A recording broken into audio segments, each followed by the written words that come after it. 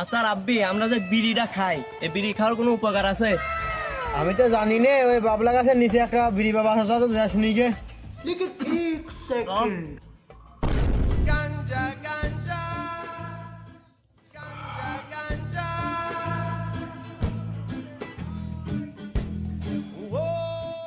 বিড়ি বাবা, বিড়ি বাবা, এই বিড়ি খাওয়ার কোনো চাইরানা উপকার আছে?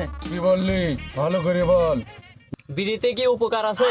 আছে মানে বিড়িতে উপকার নি মানে এই বিড়িতে আগে মনে কর একটা বিড়ি যদি খাওয়া যাইতো তাহলে এক পোয়া দুধের কাম করতো, আর এখন বিজ্ঞানীরা থিতিস করে দেখেছে যে এই বিড়ির ভিতরে এক পোয়া দুধ যোগ হয়েছে।